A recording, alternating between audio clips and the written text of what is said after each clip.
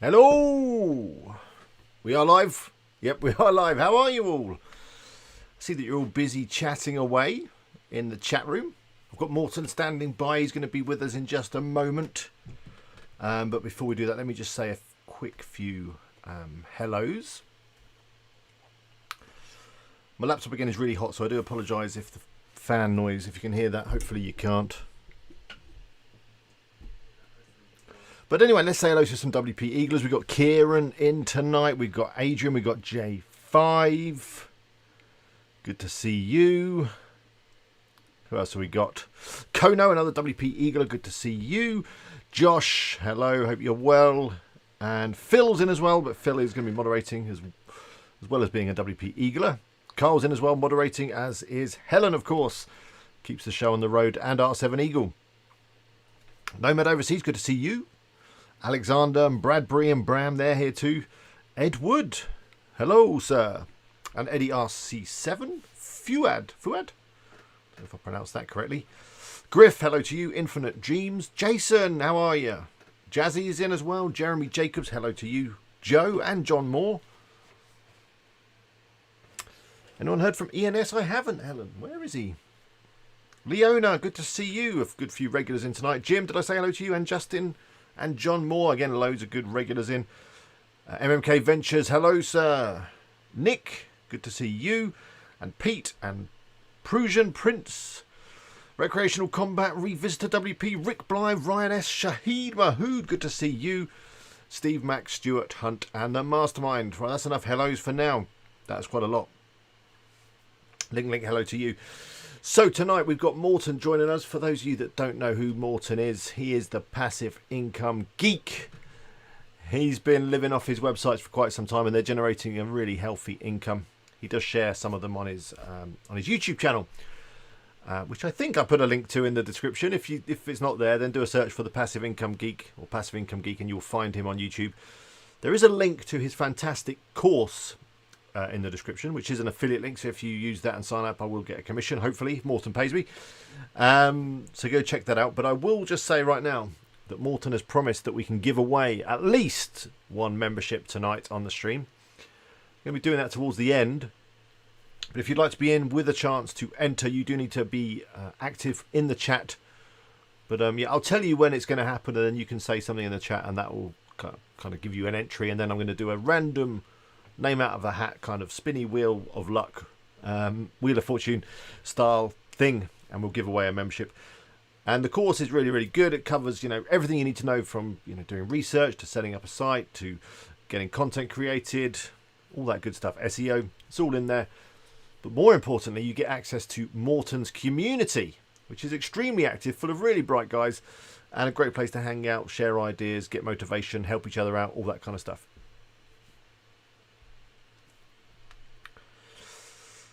Anyway, I think it's about time we brought him on, don't you think? I'm going to try, all being well, I'm going to try and bring him on to this camera.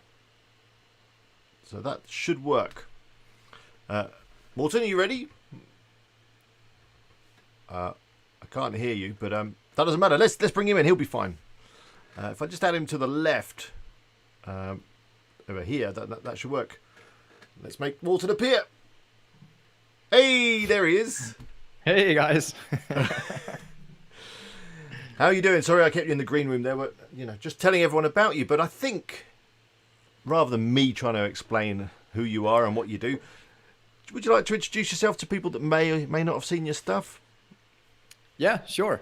So I started here on YouTube documenting stuff that I do like a little less than a year ago.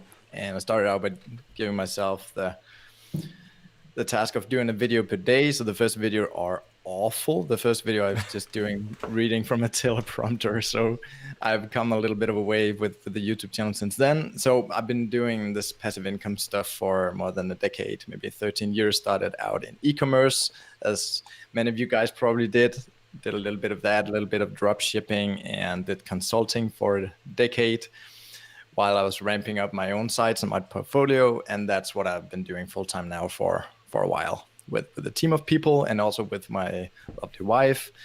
Max is not helping out that much yet because he's 4 Yeah. But Wow. 4-year-old. he'll Yeah. be That's a good content writer eventually, I guess. yeah. I should do a site about Legos or something. Yeah.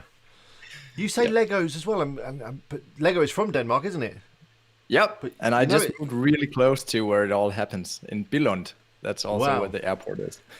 But I've noticed that yourself and Americans call it Legos, like plural, but in the UK we call it Lego, as in you have Yeah, one bit of that's the Lego right and you way. have many bits of Lego. There is no S on the end. Maybe you No, should know. there's no S. Okay. And yeah, It is great, although it does get out of hand. My son's got tons of Lego, and it's just it's always all over the floor, and you stand on it, and all the rest of it. It's like a torture Yeah. device. Anyway, so Morten is going to be here for the entire stream, and he's offered to obviously answer your questions. So if you've got anything that you'd like to ask Morten about, making a passive income, he's your man. Tell us a little bit about your main site, because you do share it on your YouTube channel, and I think most people who know you will know what your site is. But yeah. tell us what's it about, and how did you come up with the idea for it? Yeah, I do share one of my bigger sites, Go Downsize, and it's obviously about downsizing and about simple living, and you can say minimalistic living, all that stuff. And so that's how it started out. And today it's really more about RVing and the whole lifestyle that often follows, and how to live well in a small apartment. So there's stuff about furnitures and RVs, and we started writing about boats and boating and how to live on a boat. So anything you want to do when you gain that freedom in your life, what some people will do, that, and always in relation to a small space and something that requires downsizing. So yeah, how did you get into that? So did you live in a small space, or were you thinking of RVing? How did it? Yeah, we started out with quite a lot of debt on that first e-commerce adventure. Oh right, so you ended up well. living in an RV or something. We just did that for 4 months, actually, from March, and 4.5 months, I think. During the pandemic here, we were supposed to go around Europe, and then we ended up just going around Denmark. But yeah, so but we've been doing that a couple of times. We've been spending a lot of times in RVs, but mostly we just lived in a small apartment because we wanted to get out of debt, and we had an e-commerce adventure that left us with a lot of debt. And so that's how we got into it, like many years ago, 8 years ago. I think Maria was studying architecture at the time, and she had a task or an assignment on how to optimize the space on the boat. And she found it really fascinating and started getting into furnitures. And her dad is a carpenter, so she designed some furniture, like this wall bed, Murphy bed thing that we slept in for 6 years in our old apartment we just moved out of. So a lot of things went into that. We wanted to document that in the journey, and I took a challenge to only own 100 things for a year. Did what you call a 100-thing challenge. Yeah. Just testing like how little stuff can you live with. And yeah, so we documented all that, and that gave us a lot of press, and the site was launched, and we had a good site going there. Yeah, wow, that sounds fantastic. I think it's always easier, isn't it, if you can create a site about something that's going on in your life at the time, because the content kind of creates itself because you're living it and you can share it. But that's good. Anyway, let's go to a couple of questions from the viewers. So Jim has a question about updating articles. He says, I was watching John Moore's video today, and it got me thinking, how much of an update would you do to a page, or how much of an update would you do to a page for Google to actually consider that article has been updated? I mean, do you have to completely rewrite it, or can you just, change a few words and then change the little bit at the top that says updated, December 2020 or whatever? Yeah, so it depends a little bit on what you want to accomplish. If you just want to change that little timestamp up there, I think you could just do some minor updates. If you want to create a better page, and if you're worried that Google will rank the page all over again, I think you can safely edit like up to at least 20%. Some people say 30, 40%, but I think I believe it also depends on where that content is. I mean, if you edit the first 30%, that'll be what most people will see of the article when you just open it up. So I think that's that to take into consideration. But you can definitely like edit at least 20% without normally losing too much rankings. Do you have just talking about editing, do you have a kind of a process that you go through, or do you have a plan? So maybe when you write an article, do you set a note to go back in 6 months and rewrite it, or what is your approach to updating content? Yeah, so I try to mostly write about evergreen topics, so they will have a long lifespan.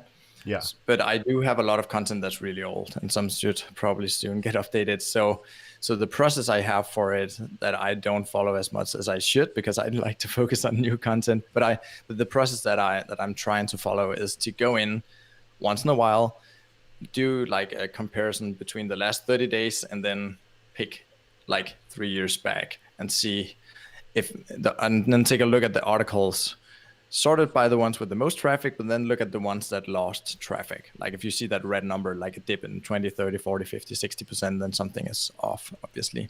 And maybe you got beaten, maybe the information is wrong. So that's how I like to do it. Fair enough. That's a good approach, I think. Question here, how do you, from Osakwi, I'm sorry if I pronounce your name incorrect, how do you research your articles as a content writer? It takes me so long to write a single blog post for my dog niche. If it's taking you a long time to do your research, then you're probably not doing it quite right, because if you follow some of the correct techniques, you should, have a whole load of ideas for articles pretty quickly. But yeah, well, how do you research your articles, Morten? Yeah, I mostly use Google autocomplete, really, and also the people also ask. So I base most of my content around questions, because it seems like that's where the most traffic is by far. I was just watching some of the stuff from SMX, the Google convention, the Google event, and a lot of people talking about that as well. And it seems like that's definitely where there's a lot of traffic. And so that's what I do, and I try to incorporate as many subtopics as possible into those I think articles. questions are a great way to go, because it just basically gives you, that's what you got to write your question, your article about. You just got to answer the question. Yeah. And actually on that note, I just want to quickly share something with the audience, which was shared by Walt. Actually, I don't know if I saw Walt in tonight. I'm just going to quickly bring up my screen if I can. This here, which is called AnswerSocrates.com. I don't know if you've heard of this, Morten. But basically, it's like Answer the Public. I'll do a search there for Roofbox. And yeah, it brings up all of the questions in a very similar way to Answer the Public, but I say it's completely free. So, I've put in roof boxes. It gives me all the R questions. Are roof boxes worth it? The can questions. Can a roof box overhang? The can I questions. Can I put a roof box on my car when I go through Eurotunnel? Good question, that one. Actually, I should write an article about that. But yeah, go check it out. That's a freebie for all you guys. Answer Socrates. I'm going to do a video on it soon.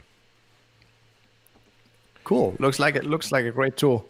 And do you know where they get the questions from? Is it from people also ask, or from autocomplete? I think it's scraping Google and getting them from Google autocomplete. So this is a great way of getting that data from Google autocomplete, but without having to, go through Google and do it that way. Yeah. So yeah, go check it out. It's a cool little tool. Oh, hang on. Super chat from Stupid Robot Fighting League. I need to do a little horn. Excuse me. Thank you, Stupid Robot Fighting. We haven't seen you for a while. How's it all going? New Zealand, $5 New Zealand dollars. I'm sure that will cover a beer. I think. I don't know how much a New Zealand dollar is worth. I need to figure out that little donation thing. Yeah. That's cool. Thank you, Carl, for suggesting everyone does a thumbs up. Oh, Ed Wood has said something in Danish, I believe. Hey, Morten, elsker din YouTube-kanal? Okay, loves your YouTube channel. Awesome. Oh, okay. Good Danish. Thank you. I need to work on the Danish. Kieran asks, Morten, how many sites do you have? That's a very personal question. I know you have more than one. Yeah, I sold one last year, and I sold a whole bunch a couple of years ago to sort of get my portfolio down a little bit. I think at this point I have around 12 sites, but some do not get as much attention, and some are totally on the shelf. Maybe I probably forgot one or two. Some of those I don't really even check in, like even once in a year, just to see if they reacted to the Google core updates and stuff. I guess you're probably like me in some respects, that you have a great idea, or you think of an idea for a niche, and then you get full of energy and you register some domain names, or you get hold of some domain names and you build up a site. You maybe get a few articles published, but then you get distracted, or your energy gets diverted somewhere else, and then they kind of get forgotten about a little bit. And you learn some new stuff that you want to test, and I really like to test stuff. So some of these pages are more like test pages, where I test something to see, can I do this? What will happen to the site if I do it this way around, or stuff like that. Yeah, I think small sites are great for that. I'm sorry, I'm a little bit behind on the chat, but I'm going to quickly scroll through. Infinite Dream says, answer the public scares me. I don't like the way the guy judged me. Yeah, I think they've changed that video. The beard guy's gone. Can I link in the description? What to the answer Socrates? Is that Jim? Maybe. I don't know if I update the description now. I'm probably will break something, but we'll see. Let me see if I can do that. I'll tell you what. I'll put it into the chat right now. Hopefully you can catch it there. Oh, Fix is in the house. Good to see Fix. I like the Carl Broadbent video the other week. Very good. John says, I agree. I look at new topics but I didn't include in the article which were perhaps missed. I update subtitles to in question snippets. Generally, I find that once I revisit an article, it's easy to improve. Yeah, generally it is. And I've actually been thinking, I was going to ask you about this, Morten, because a lot of your articles on your main site, they're not as long as I kind of expected them to be. But it seems that sometimes I think we write articles longer than they really need to be. What are your thoughts on the length of content? Yeah, I'm testing a little bit with the length of the articles. I also started to give my writers like an interval. Instead of saying write 1,300 words or 2,000 words, I just say write between 1,300 and 2,000 words or something like that. So they will have a little bit of room there to figure out how it should be once they get into the media stuff. So yeah, that makes sense. Yeah. Because I was looking at some of my articles. Sometimes they figure it shouldn't be longer, and then I assume I train them, so I assume when they get at it, like the writers and the editors, that they will have a good idea about what's needed to rank. Because I was reading some of my articles last night, I was doing some editing, and I could just see, because I told or asked the writer to say, can I have a 2,000 word article or whatever, they were just filling it with fluff to kind of get the work in where it didn't need to be. So, when they started a new paragraph, they'd say things like, as we previously said, blah, blah, blah. And, they're just putting words in just for the sake of putting words in. And also, when I'd ask them to do a thing like the top 5 roof boxes for a whatever. But then because they felt like they needed to make the article longer, they'd then add a whole load of other stuff about, what is a roof box, why you need a roof box and all that kind of stuff, which wasn't really answering the question. And I just think that, and I'm sure Google thinks this as well, that people just want the information. They want it quickly. They don't want all the fluff. They don't want all those words. And they're scanning through articles anyway and just looking for information. So I think maybe short articles may be better. And short articles that are concise, answer the question, good quality, is going to probably outrank a longer work article that's full of fluff. It's tough to write a really long article and really stay on topic unless it's something really huge, like, what could it be, like campers and what do you call it, solar panels, something like that. How does a solar panel work? Very broad thing. But I mean, how would you even do that? So yeah, so I guess some of the newer articles are a little shorter, but also we are very strict, my editors and me, on the writers if they start doing that, like including just general information about what is or how do you find the cheap X or something, if it's not about that, if it's about a specific topic. So we delete it right away and let them know it's not okay to do that. And I think something that people often forget when they are outlining the article, I always give all my articles and all my writers a specific set of subheadings that they should include. And if they want to add something else in that, they need to have it approved by the editor. And I feel like most people, when I consult them and work with them, they just give the writer a headline. And I mean, it's really hard to produce something great if you just have like one sentence. Yeah, I'm guilty of that as well, to be fair. In the past, I've just given writers a keyword and hope for the best, and it hasn't always worked out well. But yeah, I think if you can give your writers that framework, so they've only got to fill in the gaps, really, you're going to get something of a much higher quality. Let's go through some more questions. Eddie RC7 asks, what's the best advice to create a good portfolio, specifically for website services like WordPress creation? So, Eddie, I think you're talking about there, so, having a portfolio of sites that you've created for clients so that when you go to sell WordPress services, you can say, look at all this fantastic work that I've done. You have to just start by offering your services for free or for cheap. I'd probably say offering them for cheap so that there's a bit of value there. The problem is if you give stuff away for free, people don't see any value in it. So, build a website for someone for $200 or whatever, $300, which is pretty cheap. And that way you'll be able to build up a portfolio. And providing you do a good job, you will get more work. Is that something you've ever done? Have you ever built websites for people, Morten? No. No. I haven't. I just build them for myself, and if I get tired of them, or if I want to do something else, then I sell one once in a while. It's far easier doing it rather than creating sites for other people. They're very demanding. Yeah. Recreational Combat says, what number of sites do you recommend? That's an interesting question. I guess it depends on how much money you want to make. I mean, but I would say at least, at least more than one. I mean, most people I talk to, they only have one site. I mean, there's a lot of risk obviously involved with that, but it's more than that. Some people feel like if they create an additional site or 2 or 3 or 4 sites, they'll start neglecting the first site or the firstborn or whatever. So and that's totally not how it works for me. I mean, in my daily routine or my weekly schedule, I really like to sometimes put a site on the shelf for a month. If I feel like I'm just working on it, sometimes you just work for work's sake and you're not doing something that really moves the needle. Then I put it aside for a month, work on something else. And since I have a lot of sites, there's always something I can jump over to that makes a lot of sense. And I just think of them all like one big business, right? So it doesn't really matter where I create more values. If it's not like I'm neglecting anything because I'm working on this other part of my business. So, yeah. I think you got 2 good points there. That by having more than one site, you're kind of spreading your risk because, as a lot of people have seen recently, if Google or someone changes something, that can affect your sites. And if you've only got 1 or 2 and they both get, knock down the search engine results, that's going to be bad. Whereas if you spread them across other things, you should be fine. But also it can keep you motivated because rather than being stuck on one site about one particular subject, you can move between them and that can hopefully keep you motivated. Yeah. And you learn so much when you're in different verticals and niches. I mean, you learn something over here that you can apply over here that you would never have thought of if you didn't go into this niche and so on. Yeah. So that makes perfect sense. Femi asks a question regarding ads. Now I know obviously you're with Ezoic. I think that's kind of how we formally met each other really, as via Ezoic. But yeah, are there any other ad companies you work with aside from the main 3, which they put down Ezoic, Ad5 and Mediavine?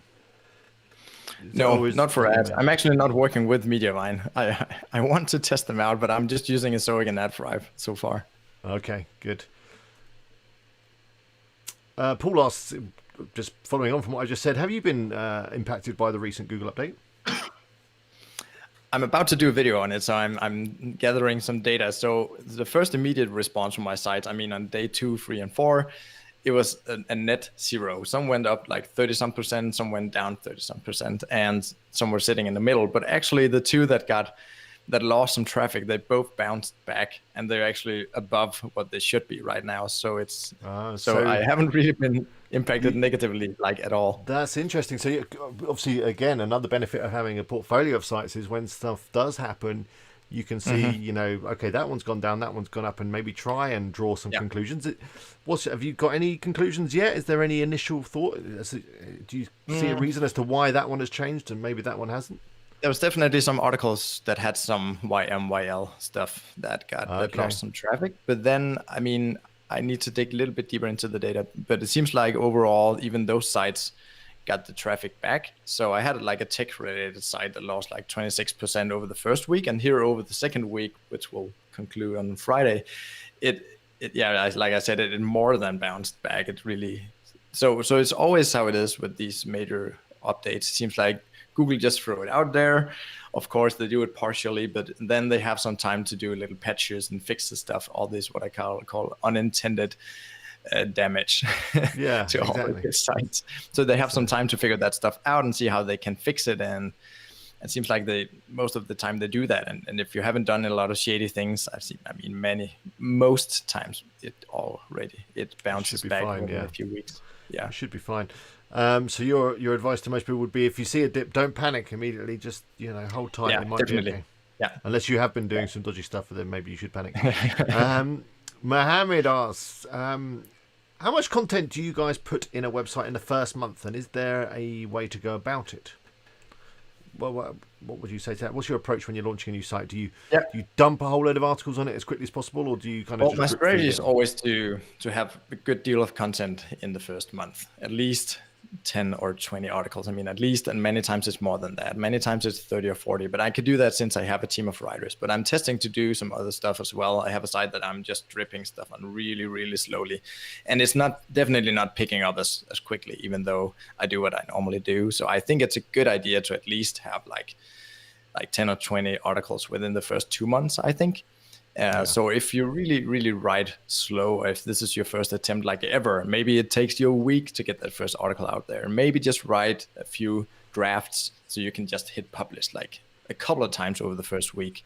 But I mean, even more important than that is, I mean, you can release a ton of content, but if you can't compete for it, that's typically where the problem is. If you launch a site with just 10 articles where you can actually compete, then you can do fantastic. And you can see great results. And you can also launch like 100 articles in the first month and see no movements, because never in a million years could you rank for those topics. So there's so many things. There's a lot of factors, isn't there? Yeah. Right, I'm going to quickly speed through the questions because I know I'm behind the chat and I don't like to be out of sync with the viewers. Quickly, Helene asked, where do you get your writers from?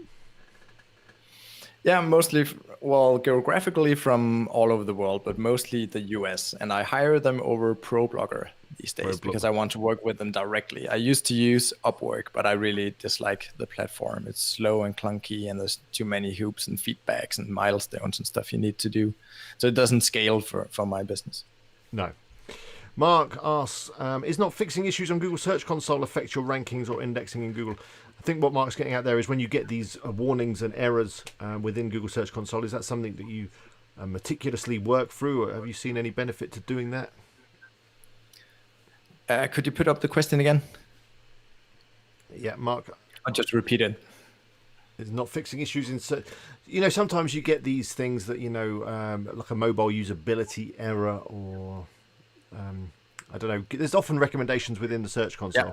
I've never Gotcha. spent too much time in there, but yeah, I should say I use a very, very basic setup across all my sites. A very, very simple setup with the Astra theme that people probably know, and I use very few plugins and a little bit of stuff that I had coded from my own team, and so I don't really pay too much or spend too much time checking out that. I just check that the site is indexed and everything looks great, and then I know how it's going to perform on these things. So you don't have too many issues within your Search Console. Here's a completely unrelated question to business, but it's a good question from R7 Eagle. In your YouTube videos, you have a piano in the background. What kind is it? It's a Yamaha. Very good. I've just been married to Maria for 12 and a half years, and in Denmark that's something we celebrate because we're halfway to 25 years. Okay. So my parents and my Maria's parents gave us some money, and we decided it was time for us to become a home with a piano, not just a home with a guitar on the wall. And you play, do you? Yeah, I play the piano and the trumpet and the guitar and many other things. Wow. I think I have super talented, far more talented than me. Over here behind me. Yeah, perfect. Sorry, it's not a super chat, so let's just do that. I ignore your question. Sorry, stupid robot. Finally, do post it again, and we'll try and catch it next time round. Nomad Overseas asks, for an info article, do you have a minimum or set amount of subheadings and words per subheading section? Or are you, again, more fluid and it depends on the subject? No, very fluid. Sometimes a subsection can be like 2, 3, 4 lines if that's all it takes. Just enough that Google could use it in a snippet. But so it's not like one word. It's not just like no. But it's I don't work with set word counts for the article or subsections or headings or anything like that. Yeah. I hope I pronounced your name. When I started my first website, everyone was talking about long form content, so I went ahead and started writing small books for every article, and none of them made it to the top 10 on Google. Lol. Yeah, well, that's the thing everyone used to say. You got to write really long articles, but actually, and if you target these really big queries where you're up against the big websites, sometimes you will write like 3 or 4 articles, like 4,000 or 5,000 words long, and you'll be writing for weeks. And then, I mean, if you miss them, if you can't compete, if you miscalculated something there, you'll have lost a ton of time. So I like to write on more smaller topics because I have more lines in the water, and many times those will get me more traffic than you would think. Exactly. More lines in the water. That's a great analogy. But yeah, I was going to say, Income School did do some research into this, more scientific than I would ever do, where they were looking at how much traffic they were getting from long articles against short articles. And yeah, they discovered that a lot of the long articles did do quite well and bring in a lot of traffic. But Okay, interesting. Equally, though, a lot of their response post type articles, the shorter ones, also brought in quite a bit of traffic. And kind of building on your point, they've discovered that the return on time investment was greater from the shorter articles. So you only spend half an hour doing those articles rather than a whole day doing a long form article. You get a better return from your time investment. So I think sometimes you do need a couple of those really long articles just to kind of build your credibility, maybe attract some links. Yeah. I think the bulk of your content can probably be quite short response posts. Yeah, answering questions basically. I'm quickly scrolling. I'm sorry if I missed your question. We can always come back to it in a bit. Morton has had a COVID test, by the way, so don't worry about his coughing. You're all fine. 2 days ago, my first COVID test, and it was negative. Yeah, it's so don't just worry. a cold. Yeah, he's fine. Where do we get to? I think we've already answered that. R7 Eagle do use the same theme. Astra, I believe, the Astra theme, which we looked at the other week when we were looking at themes. Ryan has a question regarding niche validation or niche validation. How long do you spend validating your niche by looking for low competition topics versus just buying the domain and starting? So a long time. You do spend a long time before you jump in, Yeah, a long time. And I spend even longer time figuring out the domain name. I'm really obsessed over domain names because I feel that's really what will define what you can do with the site, right? I mean, if you have a narrow domain, you can't really pivot in that niche. So I spend a lot of time on that. That's good. I have many ideas, and I launch few sites. Yeah, well, that's good. I mean, rather than I do generally jump in with both feet. Femi, who do you host your sites with? I think we've spoke about hosting before. Yeah. Funny you should ask, because I came to Alex like a few weeks ago. After I launched my course, I had some noise about me recommending Bluehost. So I was like, I reached out to a couple of guys, and including you, Alex, and I just asked folks, what's up with Bluehost? Why do people really hate them? So I heard some pretty bad stories, so I changed my recommendation. I never had any bad experience myself. So I host my sites mostly with VPX. That's a more premium or more expensive host. I changed my recommendation based on what Alex said to choose Host Armada. So that's what I recommend. Seems to be going well so far. I've got some sites on it. Yeah, and I'll be building a site on it in January as well. Yeah, people can follow along in my community, and I'll be setting it up in Host Armada. I hope it works out okay. Is it Host Armada host or Host Armada? Host Armada. Ed Wood asks, how long did it take you to see success on Go Downsize? Yeah, we I think a couple of years, 2-3 years until we saw some initial traction. But it's a little hard to tell because we invested a lot of time into YouTube early on. So we had a lot of traffic coming over from YouTube because we had some videos quickly getting to 100,000 and actually 1 million views. And I put that watermark in the corner, so that drove a lot of direct traffic and showed Google early on that we were a brand, and people would go in and see what the heck is Go Downsize and find the site and read some articles. So I think that definitely helped launch the site. But a couple of years. So today, it happens much faster because I know so much more. It's a long time since I started that one. Yeah, I mean, that's the thing. I think a lot of people think that success comes quite quickly, but no, these projects are a slow burn, a long-term project, aren't they? And patience is key. Yeah. Leona asked, do you have a YouTube channel for each site in your portfolio? Nope. No. Only for 3 sites. Yeah. Oh, Sue's gone. Sorry, Sue, I missed you. Bye-bye, Sue. Thanks for joining us anyway. What else have we got here? I'm desperately trying to catch up. Ismail asks, what kind of interlinking is most effective on your website? Only very related articles, or do you link out across your categories? I think he's kind of touching on siloing there, where you kind of have a category and then you just link articles within that category rather than linking out to other categories. What's your internal link strategy? Yeah, I leave that to my editors for the most part because they know what content is up there. Sometimes a writer will include a link if they wrote a similar article and they see it's live on the site, but my editors do that. So I ask them to just link when it makes sense because they know the content plan for the site and they know exactly because they edited every single piece there. But So sometimes if I want to we've got an something, article on that. Yeah, we can link. yeah, exactly. So they start out by doing it like what makes sense. And then if some article is starting to pick up a lot of links, or if one article just for some reason has some more authority, then I will use to send that where I need some more rankings for maybe for an affiliate heavy article, something like that. Yeah. Okay, just a quick announcement.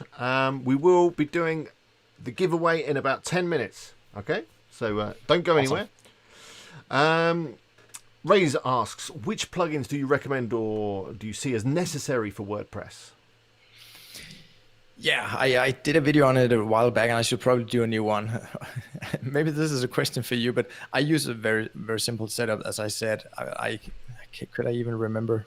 It's been a little while since I started a new site, maybe a year. But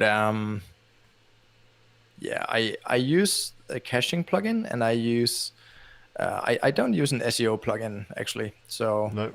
there's that. I'm trying to think. Do you use it? You don't use anything like Link Whisper or do you use anything like AAWP for Amazon? No, actually not. No. I do affiliate links, do affiliate stuff very handheld. Yeah, I use Pretty Link, and I'm looking Pretty into Links, if I should replace that with something like that's Genius Link or something more intelligent at this point.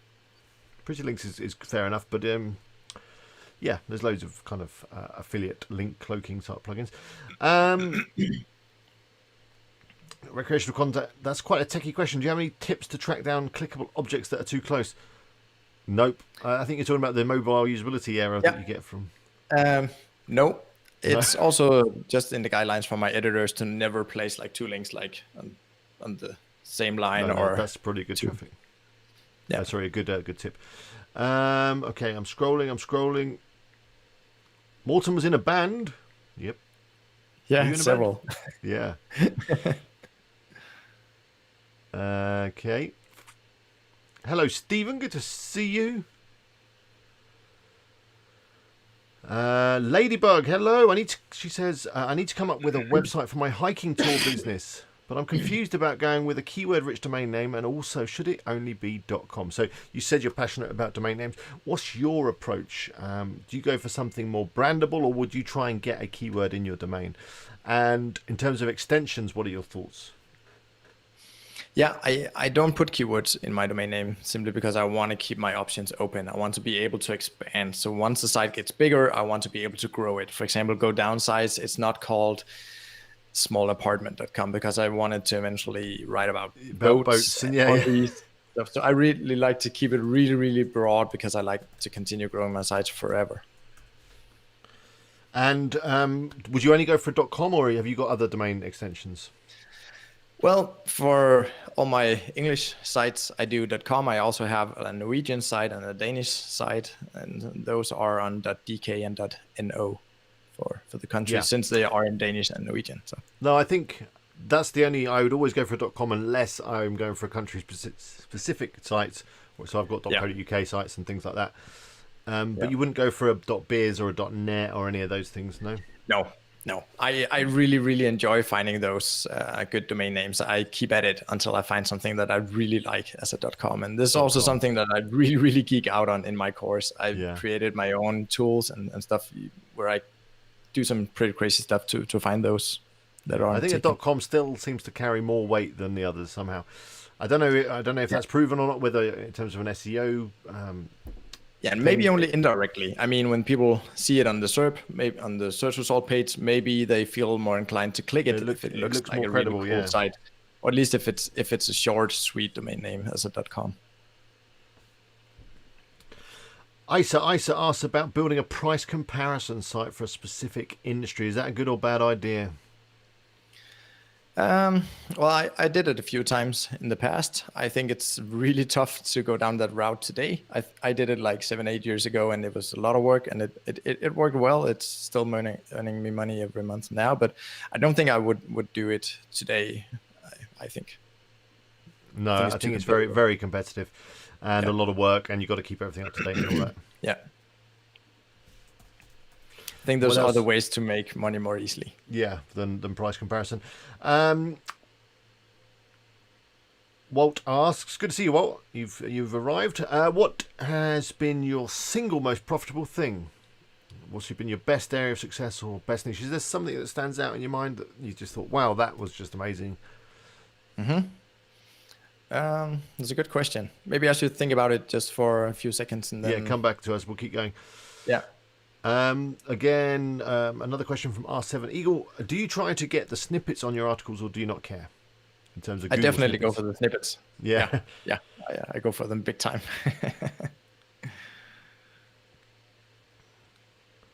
The question from Stupid Robot Fighting League, for his original question: have you ever pushed a double-decker wheelbarrow in a Christmas parade to promote your channel or site? I know that you have, haven't you, Stupid Robot Fighting League? You were on Australian News or something doing it the other week. Don't worry. You Awesome. should go check out his channel, by the way, Morton, if you haven't done so already. He literally has a channel about robots that fight each other. Not robots that you'd Oh, probably awesome. imagine, but Cool. it's very very niche, I'll say. I think we've answered this, Shakir, about affiliate comparison sites. I think you're probably better off doing a content-based site where you're adding more value than just comparing prices. Yeah, I really like to do a mix. That's also what I teach in the course. I feel like most people go only talk about content sites or affiliate sites. Seems like there's these two. You got to choose one or the other, and I really like to do both because I think they play so well hand in hand together when you nail that right. Yeah, definitely.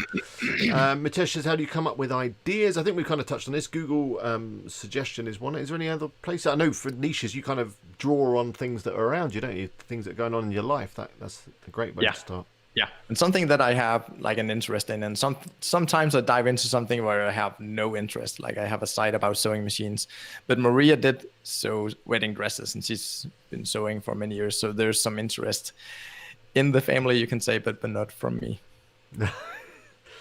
Hercules asks, I'm getting $7 RPM each day from his OIC. What's your experience with testing, and how long do you think it will take until revenue will increase? It got signed up 4 days ago. Okay, so what I hear, it takes like at least a month or two.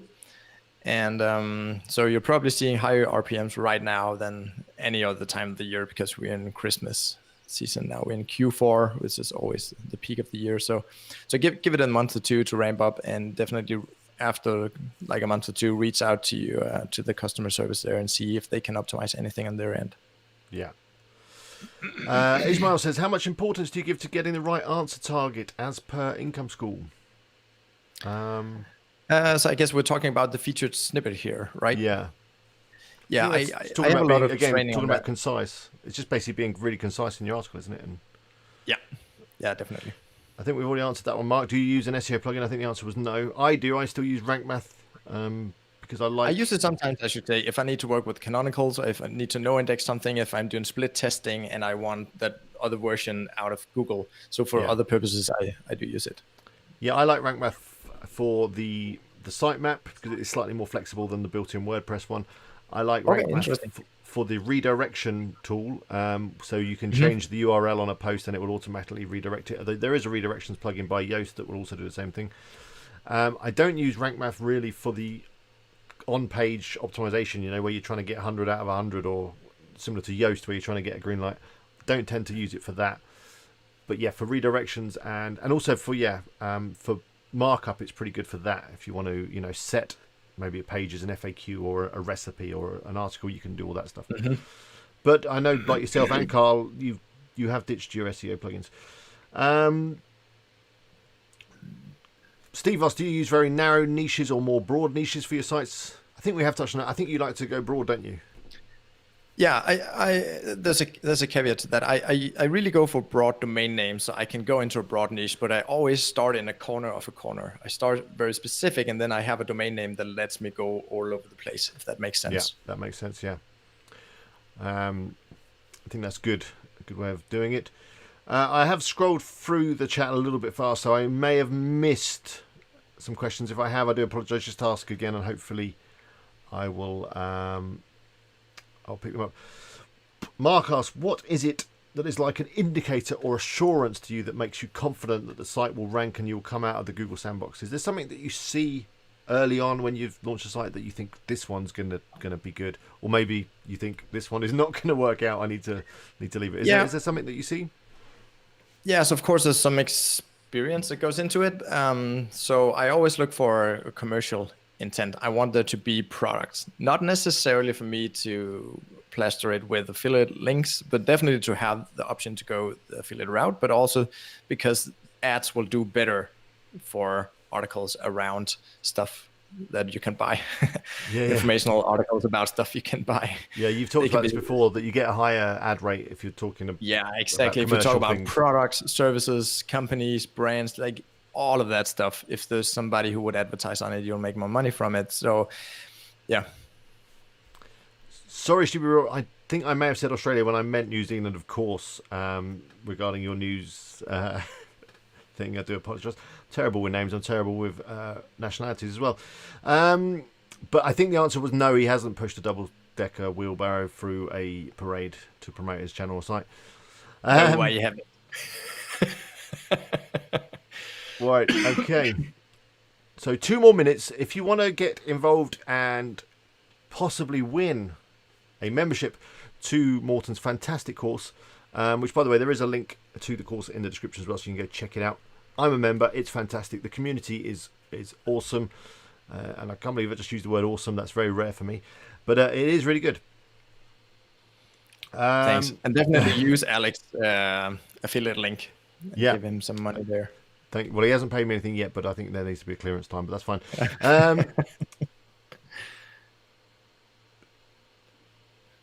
Marketing goes using rank math. There's a quote there from Walt Start in a corner of a corner. I like it. Oh, Phil's here. Yeah, thank you. Oh, sorry, Carl's here. I just saw Phil as well.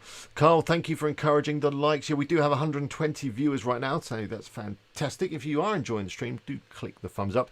6 of you have clicked the thumbs down, but that's fine. We're not going to hold that against you. You're probably bots anyway, so that's fine. R7 says, how do you get Ezoic to show video ads? I don't know. Yeah, it's in beta. You just ask them to for access to it, and it's fairly easy. They do like you to have like separate videos per category or per article. With the ad fry, for example, you can just do a little playlist and plaster it all over the site. So there's different ways they approach these things, and I guess it's still somehow new. At least with the Zoic, it's a new feature. But yeah, definitely test it out and do it. Yeah. It's a great. John has got a great question here. So when you've got a site and it starts to earn a bit of money, how much of that money do you invest back into the site to grow the site? Yeah, well, these days I invest a lot of money in content, but I would say in the beginning, if you have another source of income, if you can like work half-time or something and do a transitional phase, I would invest all of it in the beginning and even more so. So it definitely depends on your financial situation. So as the site matures, I like to invest like 30% back into the site. So I don't continuously throw all my money back into the business, obviously. No, but obviously the quicker, or if you want to grow your site quicker, you want success quicker, then investing as much as you can afford is probably... Yeah, at least until you get some better results in the beginning. Yeah. Great question here from Blue Sky. What makes his course different?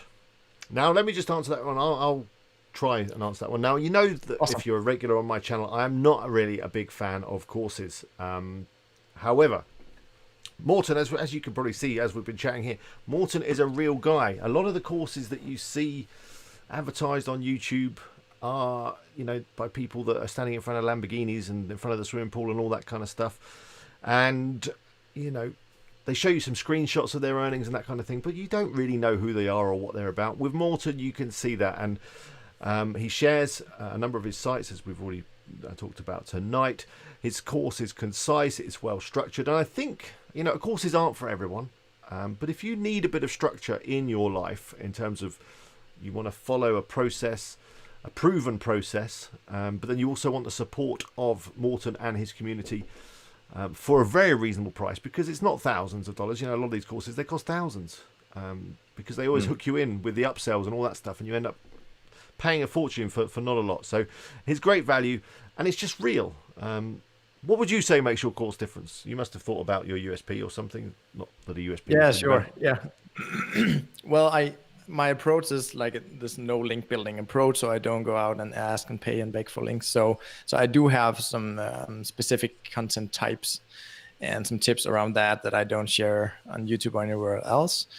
And also, I would say when in the section about outlining the article, like how to take it from a headline to an article that really will get you a lot of traffic, and also around finding domain names and the niche research, I would say there's some pretty unique stuff there. So a little bit spread all over the place, but it's just because I've been doing this for 13 years. It's just all the little tips and tricks that I picked up over the years. It's just a whole bunch of little things, but also some stuff like my link building approach. It's not link building, but the getting link approach, I feel like it's pretty unique. Quite unique. Yeah, definitely is. Right, I'm going to do these last questions, and then we're going to do a draw. Question: if you made $10 from AdSense, how much can you earn from Ezoic? Well, in terms of my experiences, I've seen a 10x uplift with Ezoic, although I will say I have got 10 times as many ads with Ezoic on the page.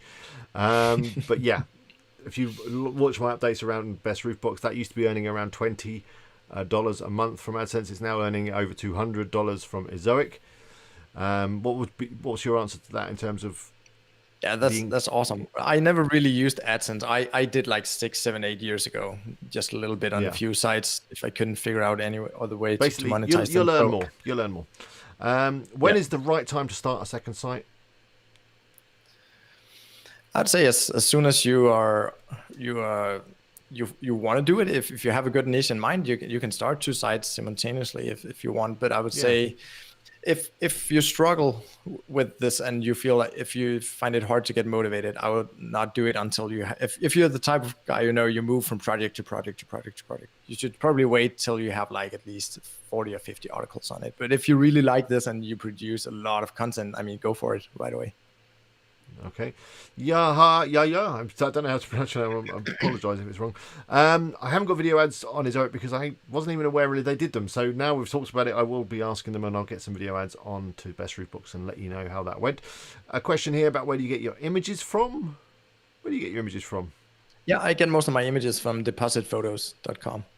They have some pretty good deals. Good link. How do you estimate how much traffic a search topic might get? Yeah, I use what we in Denmark call my stomach feeling, just like the gut. Grab it out of the air. I mean, if it's a good beginner's question, you will have a lot of traffic for sure. If it's a very expert level question, that's one way to assess it. But I mean, if you find it in the Google autocomplete and you can find it asking Google in multiple ways, I mean, if it comes up again and again and you try coming at it from different angles and Google will suggest it's going to have some volume, yeah. That's also a good indicator. Mastermind says, of all the sites you've made, what is the success ratio you had overall? So if you start 10 sites, how many sites are going to be okay? Yeah, well, definitely went up over the years. So I mean, I started 4 or 5 sites over the last 2 years, and only one of those failed. And there was a test in the YMYL space where I did nothing else and just going for what I like to call underserved topics. And I wouldn't say it's a complete failure yet, but it's definitely a slow one. It's a slow burn. It might happen. R7 just quickly asked, could you mention the writers you use again? I think you said you get them from ProBlogger. Is that? My images, it says on the screen, that's from Deposit. Oh, sorry, no. But my writers, I hire them from ProBloggers. I do a job post, and they apply to me directly. Okay, we're going to do the thing now. I'm going to have to wrap up the questions. For now, we might do a couple more in the end, but time is ticking, so we'll just do a quick transition. I'm going to face that way, and we are going to do the draw. So if you want to be entered, you need to say something nice. It doesn't have to be nice, but just say something in the chat right now, and let's have a look.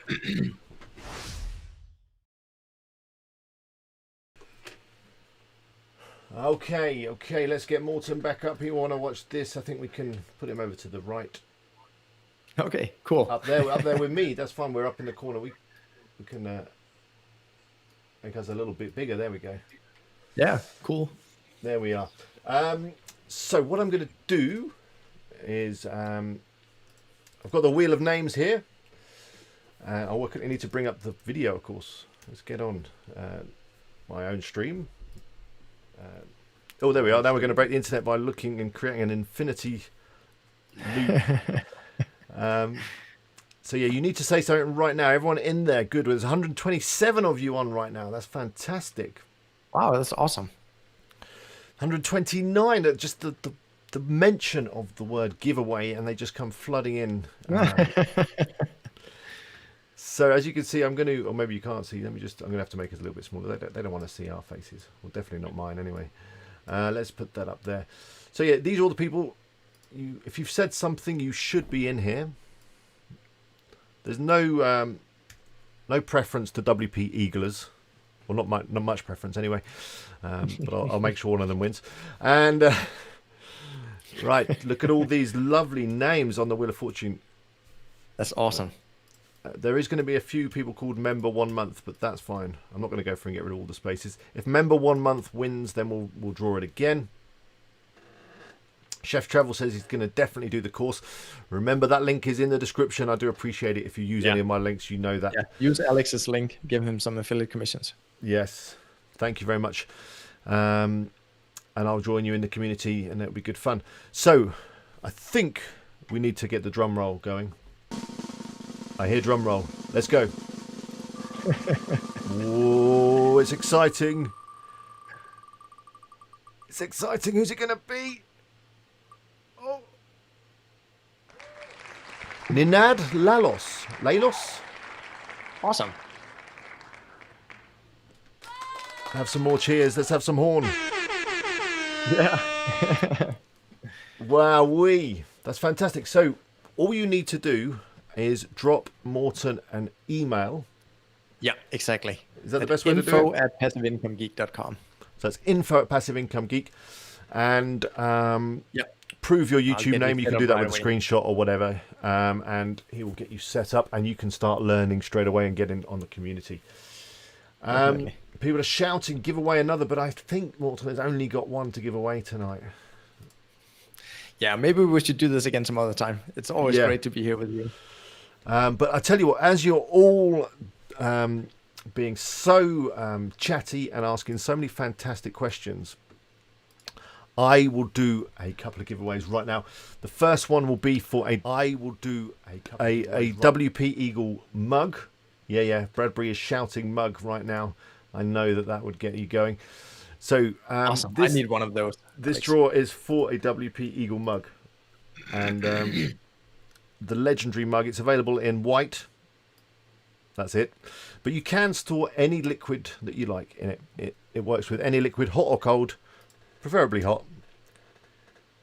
And okay, I've just had a message in my ear that I can also, Phil has kindly offered to give away a WP Eagle hosting package, so we'll do that in a second as well, which is a full host. Oh, wait, it's going.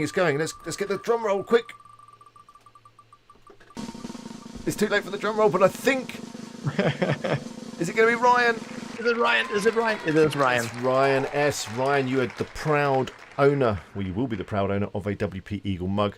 Awesome. Drop me an email. My email address is in the corner of the stream, eagle@wpeagle.com, and I'll get one straight out to you, freshly printed and sent straight out to you.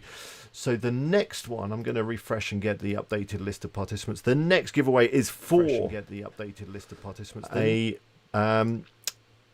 one of our hosting packages, which is provided by Phil at Spiderweb.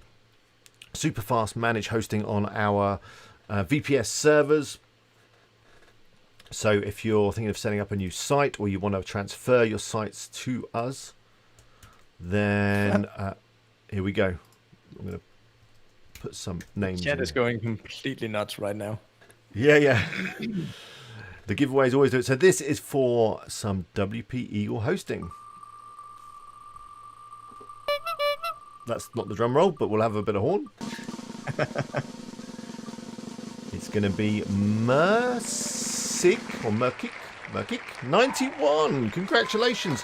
You've just won some fantastic WP Eagle hosting. Again, drop me an email at eagle@wpeagle and I will hook you up with Phil and he will sort you out. So I think that's about it. I'll do one last draw just because the giveaways are so much fun. And the next one will be for a WP Eagle t-shirt, available in any size from extra small all the way up to 4XL, I think, if you want to kind of wear it as a bed sheet. And available in any colour you like, as long as it's black or white. And no, actually, I do other colours, so I can do whatever colour you like. But yeah, this is for a WP Eagle t-shirt. Make sure you've said something in the chat. I'm going to refresh now. The t-shirts t-shirt in any colour you like. Yeah. Oh, I've just pressed the wrong button. Hang on. So here we go. The final giveaway of this evening. I wish you the best of luck. Let me scoop you guys up. And here we go. You want lockdown belly size, Carl? Yeah. This could be it, Bradbury. Fingers crossed. Let's go.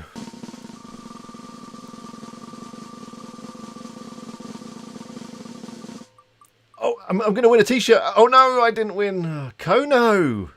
Couldn't have gone to a better person. Kono, you deserve a WP Eagle t-shirt. And by the way, one of the caveats with the t-shirts is I need a photo from you wearing the t-shirt, just for my own personal collection of people wearing t-shirts. It's weird, I know, but it's something I do. Anyway, that's all for the giveaways. Let's just make Morton, or me even, big screen. Let me get Morton up as well. Where's he gone? Hang on. I've got you here. Where are we go? Hey, there he is. So, Morton, thank you very much for joining us. I think we've probably gone for an hour. We have gone for an hour. Yeah, and thank you for having me. It's always a pleasure. Kono, I'm not offended, but yes, you can trade it for a mug. That's fine. I understand you don't want a t-shirt. I mean, they are the height of fashion. Look how long I've had this one. The prints even getting washed off it. But, you know, a mug is fine. Probably more practical. You can drink a cup of tea every day. But, yeah. Ninad has emailed you about his membership already, so that's fantastic. Awesome. I think everyone had a great time. We answered some fantastic questions. Well, you answered some fantastic questions. Thank you all. Thank you, audience, for all the questions. They were really good. Sorry if we didn't get to your question. There was so many. Yeah, we can probably put them in the bit below the video. Then we'll both jump in here once in a while over the next week and answer questions, right? Morton's promising to keep an eye on the comments on this video. Yeah. And he will try and answer them. I think we're going to have him back in the new year for sure. So we'll do that. Also, if you want more Morton, and who wouldn't, we had a recorded chat just a few weeks ago. So that that video is on my channel right now. So go check that out. Yeah, that's right. Yeah. And of course, go and check out Morton's channel.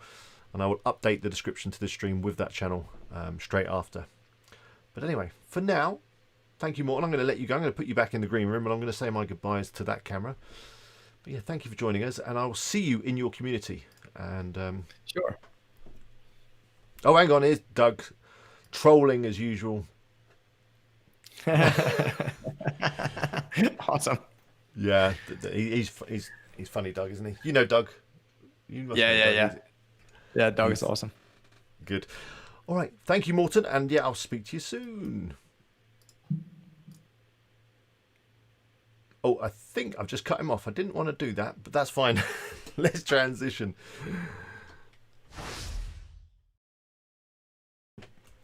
So Carl is saying there that we should have a Christmas stream with 3 or 4 guests. I think that's a fantastic idea. Maybe that's what we should do next week. I'm taking, Carl, I'm taking that you're going to come on the stream, of course. But maybe we should get Carl and maybe Morton if he's up for it, and Fix, and well, whoever's up to it. I'll see if I can put the word out. Maybe you could put the word out as well. MMK, what? Wow, I'm falling off my chair.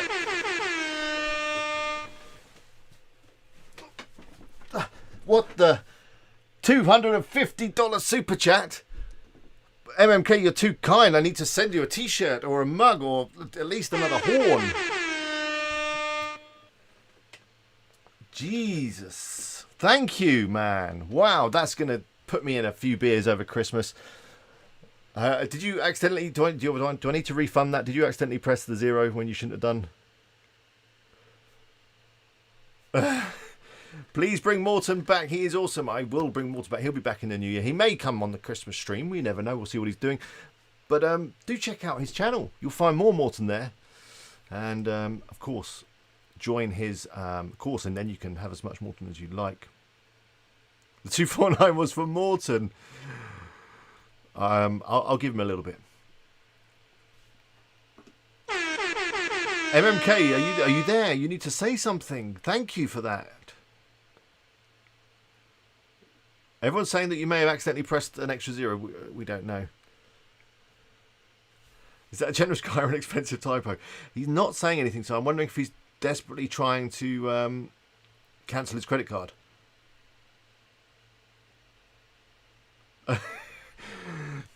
But we can't go now until MMK tells us. Oh, it wasn't a mistake. Thank you, MMK. I think we should put a little Christmas music on just to get in the spirit of the giving that Morton and MMK have given us tonight. Wow. Get Daryl Wilson on. Maybe. I'll speak to Daryl. I'll speak to all of our YouTube friends and we'll see who we can get on for the WP Eagle party. I mean, maybe we'll get them all on.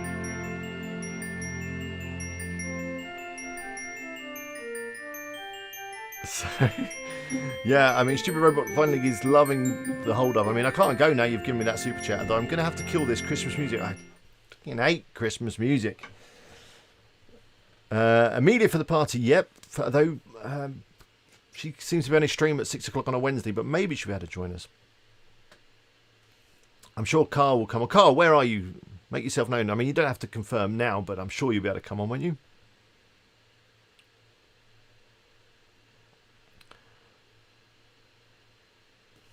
Get the viewers on.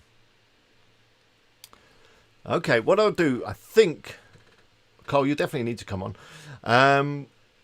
Maybe what we'll do is we'll open up, I will share a link possibly, and we'll get viewers to come on. I will reach out to, let me just make a note of some names right now. I will reach out to some other YouTubers. Maybe Adrian, let's say Fix, Amelia, maybe Daryl, he might come on. Although he's in Thailand again, so I don't know if the time zone will work for him. Don't know if Doug will want to come on, maybe. But I'll try and get as many people as I can. Maybe 1 Hour Professor might want to come on, but we'll see.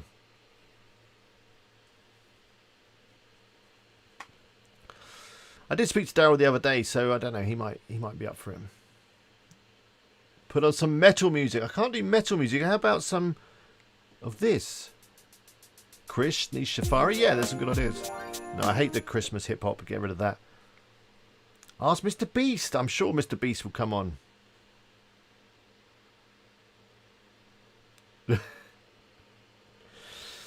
Yeah, viewers. Let's bring on some viewers. Why not? Krish, Nish Safari. Another vote there from Jason. PewDiePie. I think PewDiePie might be busy, but I can ask. PewDiePie, all them lot. How long will the party stream be on for? Well, I think we'll have to do a super long stream, won't we? Maybe a 2-hour stream. Something like that.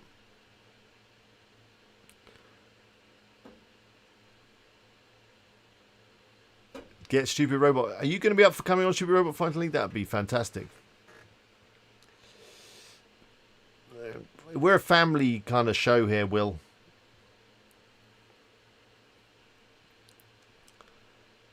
Can we include comfort breaks? I always include comfort breaks on long streams. If you've been on my Thursday afternoon stream, you will have experienced the fantastic...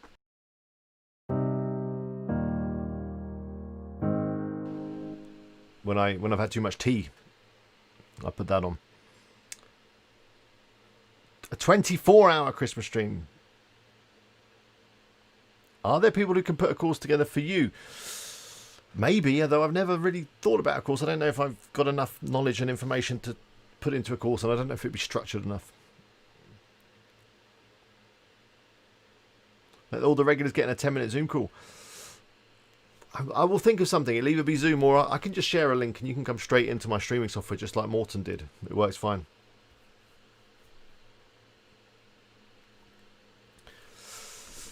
Amelia, Fix, Chris and Adrian as well. Where is Adrian tonight? Am I going to get drunk? I may have a beer. May have a beer. The ghost ship again, you know, or something.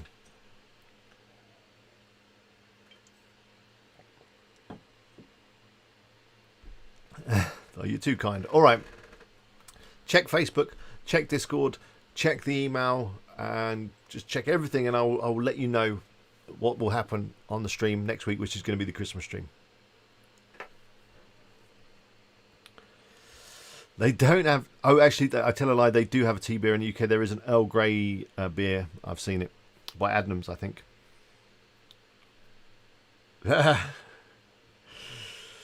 But anyway, it's time for me to go. You've all been great, and enjoy your giveaways. Email me if you won a mug, and I'll sort you out. Email Morton if you won the membership. What about a long stream and all super chats to charity?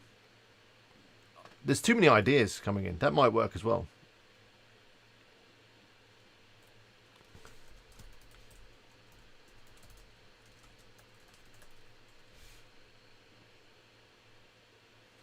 I could do that, and we could do it to a charity.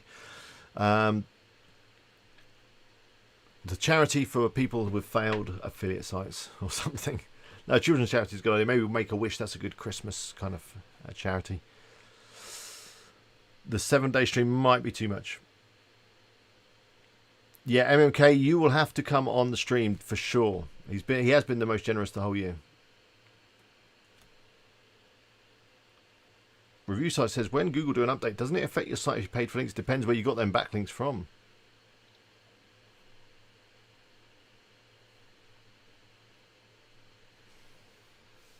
I gotta go.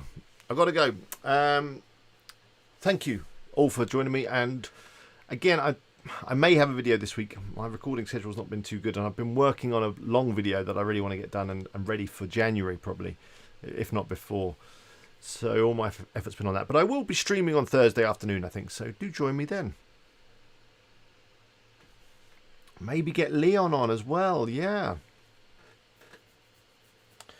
I gotta go.